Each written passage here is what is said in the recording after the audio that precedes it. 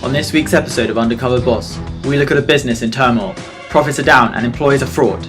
The recent toll of Brexit is crushing margins. The shareholders are unhappy and the board demands action.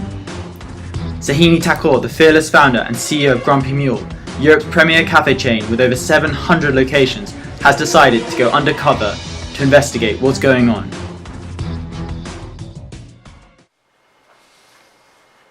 So Sahini, how was your first day undercover?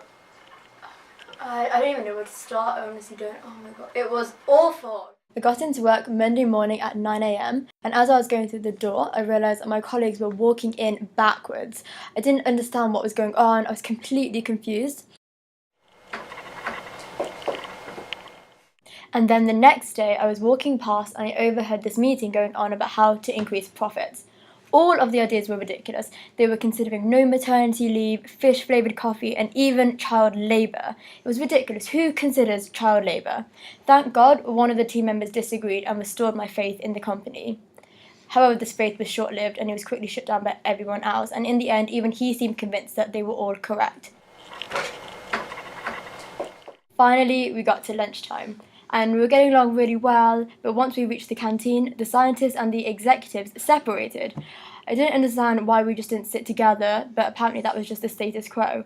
I really wanted to sit with the scientists to try and break this trend, but I was pressured to leave him. It's the end of the day, and Sahini has no idea what to do. She leverages the power of technology to find an answer to her problems. But she gets more than she bargained for. And there I was, working in my lab, when suddenly Sahini, the CEO of Grumpy Mules, appeared. Conformity, that was the plague in her workplace, and that's what I needed to teach her about. I told her about my line judgment task experiment, in which a participant was placed in a room full of actors, whose job it was to purposely choose the incorrect answer. I discovered that almost every time participants chose their obviously incorrect answer due to the social pressure exerted on them. I also discovered that conformity could be categorized in 3 different ways. The first one being distortion of perception. This is when people conform without even realizing they are conforming. So, can you tell us, why didn't you go sit with your colleagues? I didn't even think about it. I don't know, I never sit with the executives. The second being distortion of judgment. This is when you believe something is not quite correct. However, you're influenced by the majority opinion, as you think it's probably the correct answer. So Ella, why did you walk in backwards? I don't know, I've done it for years. I mean, initially I did think it was strange, but I'm sure there is a reason why we do it. Finally, distortion of action. This is when you know something isn't correct. However, you don't stand up for what you believe in, as you don't want to appear different.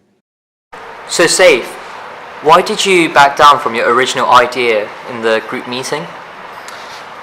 I mean, I knew everyone's ideas were a bit dodgy. I didn't really entirely agree with them. But I guess sometimes it's quite difficult when everyone else in the group is saying something else and no one's agreeing with you. So I guess I'm just a cog in the machine, really.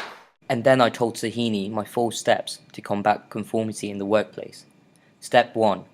Give employees the opportunity to be themselves.